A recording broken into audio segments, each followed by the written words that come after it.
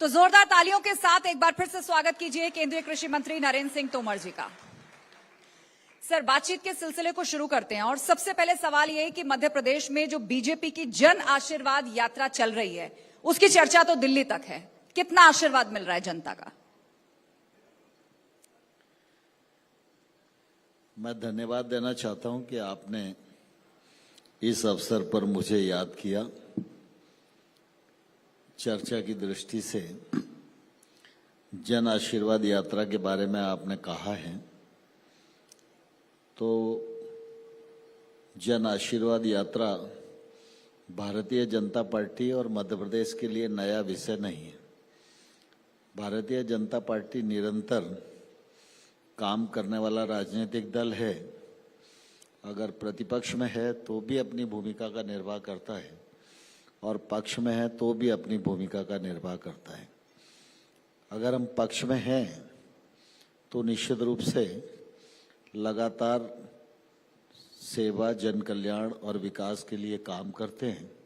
चुनाव के समय जन आशीर्वाद यात्रा के माध्यम से जनता के बीच जाकर आशीर्वाद मांगते हैं और अपनी उपलब्धियों को उनके सामने रखते हैं। जी। इस बार जन आशीर्वाद यात्रा का कार्यक्रम 5 स्थानों से प्रारंभ हुआ और मैं समझता हूं कि एक लंबा सफर तय किया गया और इस यात्रा में मुझे भी अनेक स्थानों पर जाने का अवसर मिला।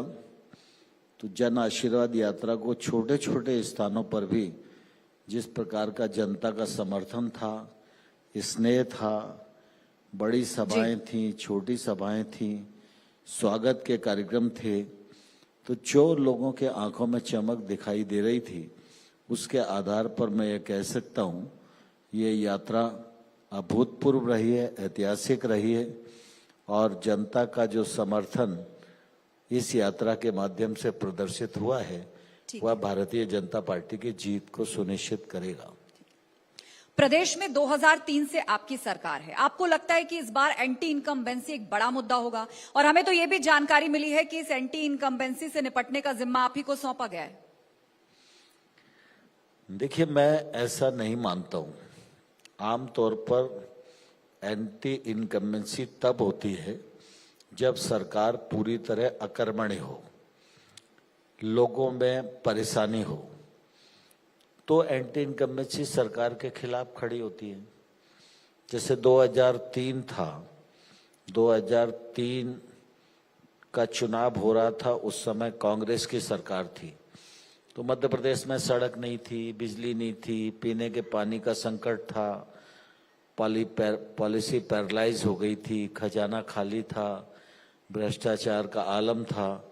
तो निश्चित रूप से हम भी चुनाव लड़ रहे थे, तो एंटी इनकम्बेंसी का फायदा भी मिला और भारतीय जनता पार्टी के समर्थकों ने भी वोट दिया। आज भारतीय जनता पार्टी की सरकार है, लगातार विकास के काम कर रही है। पहले प्रदेश में 5 मेडिकल कॉलेज हुआ करते थे, आज 24 मेडिकल कॉलेज हैं। लाडली बहना जैसी योजना के माध्यम से 1,41,00,000 बहनों के जीवन स्तर को बदलने के लिए लाडली बहना योजना बनाई गई। उसका लाभ भी आम लोगों को मिल रहा है और बाकी गरीब कल्याण से संबंधित अनेक योजनाएं हैं जिनसे लोग लाभान्वित हो रहे हैं। 2003 में जब हम आए थे तो मध्य प्रदेश में बिजली का उत्पादन 2900 मेगावाट होता था। आज मध्य प्रदेश में भाजपा की सरकार की वजह से 28,000 मेगावाट बिजली का उत्पादन हो रहा है। सिंचाई का जो रकबा था वो उस समय 6 लाख हेक्टेयर था, आज 46 लाख हेक्टेयर में सिंचाई हो रही है और अगले बार 65 लाख हेक्टेयर क्षेत्र में सिंचाई हो, इस लक्ष्य को लेकर भारतीय जनता पार्टी की सरकार काम कर रही है कि देश के जीडीपी में मध्य प्रदेश का योगदान उल्लेखनीय है। एग्रीकल्चर ग्रोथ में मध्य प्रदेश देश में सबसे आगे है। हॉर्टिकल्चर के क्षेत्र में मध्य प्रदेश अच्छी भूमिका निभा रहा है। ऑर्गेनिक फार्मिंग और नेचुरल फार्मिंग की दृष्टि से भी मध्य प्रदेश की भूमिका बहुत अच्छी है, केंद्र सरकार के कार्यक्रम, चाहे वो स्वच्छ भारत अभियान हो, मध्य प्रदेश की भूमिका तो बहुत सी उल्लेखनीय है। सरकारी योजनाएं जब और ये सारे जी। कार्यक्रम ठीक प्रकार से चल रहे हैं और ये जनता से जुड़े हुए हैं, तो एंटी इनकम्बेंसी का सवाल खड़ा ही नहीं होता। चलिए, आप आशान्वित हैं कि सरकारी योजनाओं और सरकार के कामकाज के बूते एक बार फिर से आपकी वापसी होगी मध्य प्रदेश में। अब चूंकि ये चुनावी मंच भी है, तो आपके कुछ बयानों की भी बात कर लेते हैं। आप बार बार दिग्विजय सिंह को मिस्टर बंटाधार क्यों कहते हैं? आखिर ऐसा क्या कर दिया दिग्विजय सिंह ने? देखिए, सवाल किसी व्यक्ति का नहीं है। दिग्विजय सिंह जी जब मुख्यमंत्री थे, उस समय मध्य प्रदेश दुरावस्था के कगार पर पहुंच गया था, और इसलिए उस कालखंड में जो अभावग्रस्त राज्य था, जो दुरावस्था थी, उसके कारण इस प्रकार की संज्ञाएं दी गई थी। अब चूंकि दिग्विजय सिंह जी कांग्रेस के नेता हैं, वो कांग्रेस के लिए काम कर रहे हैं, तो जब भी कभी बात आएगी या चुनाव आएगा, तो सब लोगों की आलोचना करना है तो दिग्विजय सिंह जी की भी आलोचना करना पड़ेगी। अच्छा, ये बताइए, छिंदवाड़ा का गढ़ भेदने के लिए आपने क्या रणनीति बनाई है? छिंदवाड़ा किसी का अकेले का गढ़ नहीं है। कमलनाथ जी का गढ़ कहा जाता है। छिंदवाड़ा मैं भारतीय जनता पार्टी परसिमन से पहले विधानसभा की 8 सीटें उस जिले में हुआ करती थी। कमलनाथ जी उस समय भी एमपी थे, और भारतीय जनता पार्टी 8 की 8 सीटें छिंदवाड़ा में जीत चुकी है। इसलिए वो किसी एक व्यक्ति का गढ़ है, ये गलतफहमी हम लोगों को निकाल देनी चाहिए। लेकिन मध्य प्रदेश में भारतीय जनता पार्टी छिंदवाड़ा सहित 230 सीटों पर चुनाव लड़ने की तैयारी में है, और हमारी कोशिश है कि हम बहुमत वाली सरकार बनाएंगे। इस चुनावी मौसम में बीजेपी की तरफ से एक शब्द का बार बार इस्तेमाल किया जा रहा है, और वो है करप्शन नाथ। इस पर क्या कहेंगे आप? स्वाभाविक रूप से कमलनाथ जी बहुत लंबे कालखंड तक केंद्र सरकार में मंत्री रहे। मध्य प्रदेश से उनका रिश्ता सिर्फ तकनीकी रूप से ही था, बाकी मध्य प्रदेश में उनकी कोई भूमिका नहीं थी। लेकिन पिछले दिनों जब वो मुख्यमंत्री के रूप में काम कर रहे थे, तो उस समय जिस प्रकार से भ्रष्टाचार का सिलसिला बढ़ा, इसलिए इस प्रकार की संज्ञाएं उन्हें मिलती हैं। अच्छा, ये बताइए, मध्य प्रदेश में सीएम इन वेटिंग कौन है? मध्य प्रदेश में भारतीय जनता पार्टी चुनाव लड़ रही है। भारतीय जनता पार्टी में सामूहिक नेतृत्व का भाव है। सभी कार्यकर्ता, प्रदेश का नेतृत्व, केंद्रीय नेतृत्व के सानिध्य में पूरी शिद्दत के साथ चुनाव लड़ रहा है। यहाँ पर न सीएम का झगड़ा है, न सीएम इन वेटिंग का कोई झगड़ा है। लेकिन यहां पर शिवराज भी हैं और महाराज भी, तालमेल बिठाने में कोई दिक्कत तो नहीं है? मैं समझता हूं भारतीय जनता पार्टी विचार आधारित और कार्यकर्ता आधारित राजनीतिक दल है। जो व्यक्ति विचार से जुड़ेगा और अपने को कार्यकर्ता समझेगा, उसी की स्वीकार्यता इस पार्टी में बनती है। मध्य प्रदेश में चुनाव प्रबंधन की एक महत्वपूर्ण जिम्मेदारी आपको दी गई है, तो बीजेपी को जीत दिलाने के लिए नरेंद्र सिंह तोमर का फॉर्मूला क्या है? मैं भारतीय जनता पार्टी का कार्यकर्ता हूं, इस पर मुझे गर्व है। मैं स्थानीय समिति से लेकर प्रदेश अध्यक्ष तक की भूमिका निर्वाह कर चुका हूं। आज पार्टी ने मुझे केंद्र में भूमिका दी है, लेकिन जब चुनाव का समय है और पार्टी ने मुझे काम सौंपा है कि मैं मध्य प्रदेश में रहकर मध्य प्रदेश की कार्यकर्ताओं का सहयोग करूं और इस चुनाव के युद्ध में अपना योगदान दूं, तो निश्चित रूप से ये मेरे लिए बहुत ही प्रसन्नता का विषय है, और मैं काम कर रहा हूं। और मेरी कोशिश है कि सभी कार्यकर्ताओं के साथ जो कार्य हैं, उन कार्यों के क्रियान्वयन में समन्वय रहे, और हम हर कार्यक्रम का सिलसिलेवार ऐसा क्रियान्वयन करें जो कि हमारी जीत में सहायक हो। चुनाव चाहे विधानसभा के हो या लोकसभा के, महिला वोटर्स पर खास तौर पर फोकस है बीजेपी का। अब देश में महिला आरक्षण की बात हो रही है, प्रदेश में भी आपने लाडली योजना और भी बहुत क्षेत्र में महिलाओं और बच्चियों के लिए योजना चलाई हुई है। अब महिला आरक्षण की बात देश में हो रही है तो उसको लेकर राहुल गांधी ने संसद के अंदर कहा है कि महिला आरक्षण बिल फौरन लागू क्यों नहीं किया जा सकता, नोटबंदी की तरह। इसके लिए परिसीमन का इंतजार क्यों किया जा रहा है?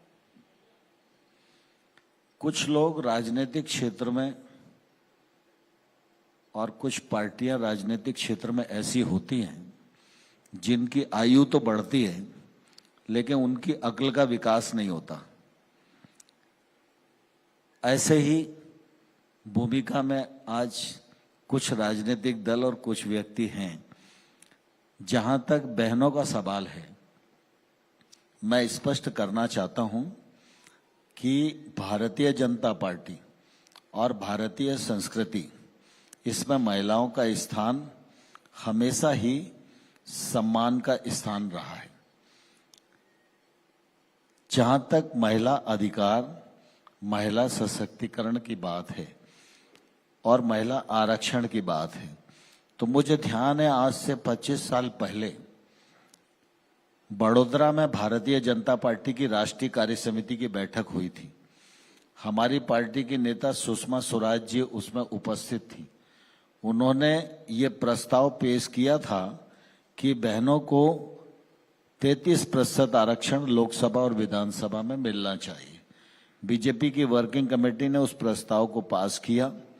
उसके बाद भारतीय जनता पार्टी ने एक समिति बनाई और उस समिति ने विचार करके रिकमेंडेशन किया कि हम लोग विपक्ष में हैं, इसलिए पार्लियामेंट में तो प्रस्ताव पास नहीं कर सकते, लेकिन सिद्धांत रूप में हमने इसे स्वीकार किया है। इसलिए भारतीय जनता पार्टी अपनी जो इकाइयां हैं उस हर इकाई में 33% आरक्षण बहनों को दे।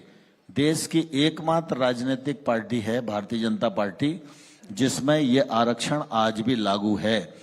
और जब हम इस स्थिति में आए कि हम लोकसभा में इसको पास करा सकें, तो नरेंद्र मोदी जी के दूरदृष्टि वाले नेतृत्व ने बिल पेश किया। सर्वसम्मति से हमने इसको पारित कराया। जिन लोगों ने योगदान किया उन्हें धन्यवाद दिया। जो लोग कांग्रेस सहित इधर उधर की बातें कर रहे हैं, किंतु परंतु लगा रहे हैं, मैं उनको कहना चाहता हूं कि उनको भी सरकार में रहने का अवसर मिला था। उनके समय भी बिल विद्यमान था। वो भी चाहते तो महिलाओं को आरक्षण दे सकते थे, लेकिन न तो उनके नेतृत्व में ताकत थी, न उनकी नीति ऐसी थी और न ही उनकी नीयत थी। इसलिए वो चूक गए और मोदी जी नया इतिहास बनाने में सफल रहे। इसी से जुड़ा हुआ अगला सवाल कि नए संसद भवन में जो महिला आरक्षण बिल को लेकर चर्चा हुई और जो शब्द सबसे ज्यादा गूंजा वो था ओबीसी। अब कांग्रेस और उसके कई सहयोगी दल इस आरक्षण के भीतर ओबीसी आरक्षण की मांग कर रहे हैं। मैं कांग्रेस के लोगों से पूछना चाहता हूं, कांग्रेस की सरकार ने भी बिल बनाया था, उस बिल में क्या प्रावधान थे? पहले उस बिल के प्रावधान को वो स्पष्ट करें, तब देश की जनता को गुमराह करने का झूठा प्रयत्न करें। 2024 के लोकसभा चुनाव करीब हैं, तो आपको क्या लगता है, मध्य प्रदेश में विधानसभा चुनाव भी होने वाले हैं, तो क्या ये असेंबली इलेक्शंस और लोकसभा इलेक्शंस दोनों का मुद्दा एक होगा या फिर अलग अलग मुद्दों पर चुनाव लड़े जाएंगे? देखिए, पहले तो मध्य प्रदेश की विधानसभा का चुनाव है और मध्य प्रदेश की विधानसभा के चुनाव में भारतीय जनता पार्टी की राज्य सरकार की जो उपलब्धियां हैं उनको लेकर हम लोग आम जन तक जा रहे हैं।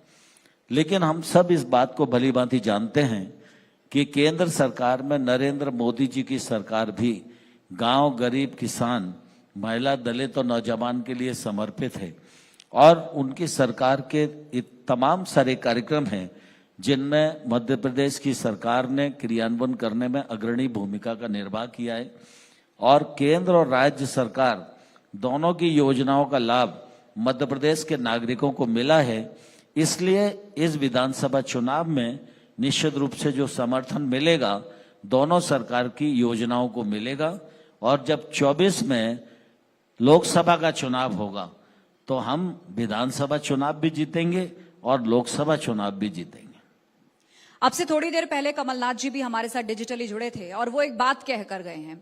बात सॉफ्ट हिंदुत्व को लेकर जब उनसे सवाल पूछा गया तो उन्होंने कहा कि बीजेपी के लिए जो हिंदुत्व है वो उसके प्रचार का जरिया है। ये देश सनातन का है, सनातन आचार और विचार का नजरिया है। देखिए, सनातन अनंत है। सनातन पहले भी था, आज भी है, आने वाले कल में भी रहेगा।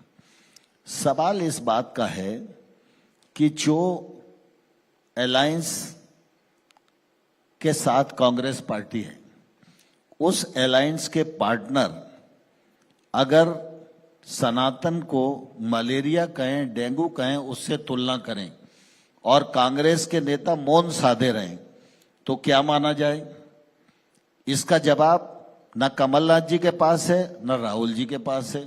कमलनाथ जी व्यक्तिगत रूप से सनातनी हो सकते हैं, हमें इसमें कोई दिक्कत नहीं है, लेकिन कांग्रेस सनातन की पक्षधर नहीं थी।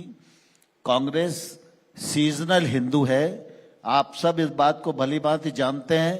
कांग्रेस हमेशा तुष्टीकरण की राजनीति करती रही है। चाहे वो राम मंदिर का विषय आया हो तो यही कांग्रेस पार्टी है जो राम के अस्तित्व के मामले में एफिडेविट कोर्ट में दे रही थी। यही वो कांग्रेस पार्टी है जिसने राम सेतु के मामले में नकार दिया था कि राम सेतु नहीं है। लेकिन जब उन्हें लगता है कि अब चुनाव के लिए हिंदुत्व की जरूरत है तो राहुल गांधी जनेऊ पहनने से नहीं चूकते हैं। तो ये जो सीजनल हिंदुत्व है यह देश के लिए भी खतरनाक है और व्यक्ति के लिए भी खतरनाक है, और देश की जनता है ये सब जानती है, और सब जानने के बाद जब मौका आता है तो रिजल्ट देती है। विपक्ष का यह भी आरोप है कि आपने सिर्फ चुनाव में माहौल बनाने के लिए वन नेशन वन इलेक्शन का मुद्दा उछाला। देखिए, हमने वन नेशन वन इलेक्शन की बात अधिकृत रूप से तो कही नहीं, लेकिन वन नेशन और वन इलेक्शन देश के लिए एक आदर्श स्थिति है। प्रधानमंत्री नरेंद्र मोदी जी ने अनेक अवसरों पर देश को आह्वान किया है कि इस पर देश के लोगों ने विचार करना चाहिए, विमर्श करना चाहिए, और हम लोग इस पर कैसे आगे बढ़ें, इस दिशा में हम लोगों को चलना चाहिए। और मैं समझता हूं कि वन नेशन वन इलेक्शन हो, वन नेशन वन टैक्स हो, और राम मंदिर का सवाल हो, धारा 370 को समाप्त करने का सवाल हो, ये सारे सवाल भारतीय जनता पार्टी के लिए वोट और चुनाव का विषय नहीं है। ये देश से जुड़े हैं, आस्था से जुड़े हैं, और हम सब लोगों ने इस समय पर करके भी दिखाया है। अगर कोई दूसरा राजनीतिक दल होता और धारा 370 का मामला बोर्ड से जोड़कर देखता तो हम 2019 से पहले धारा 370 को खत्म करके चुनाव में जाते। अगर राम मंदिर के विषय को आप बोर्ड से जोड़कर भारतीय जनता पार्टी देखती तो हम 2019 के बाद राम मंदिर बने इस बात का प्रयास नहीं करते। हम 2019 से पहले राम मंदिर के विषय को निराकरण करवाने में मदद करते, सहयोग करते, और उसके बाद चुनाव में जाते। लेकिन चुनाव होने के बाद धारा 370 को हमने समाप्त किया, राम मंदिर बनने के मार्ग को प्रशस्त किया। ये सारे विषय देश और आस्था के हैं, इनको चुनाव से जोड़कर देखना यही संकीर्ण मानसिकता है, और इसी की सजा कांग्रेस को देश भर में मिल रही है।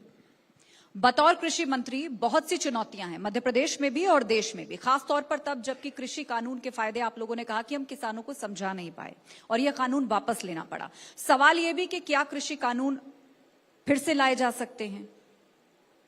भारतीय जनता पार्टी और भारतीय जनता पार्टी की सरकार कृषि और किसान दोनों की समृद्धता के लिए पूरी तरह प्रतिबद्ध है।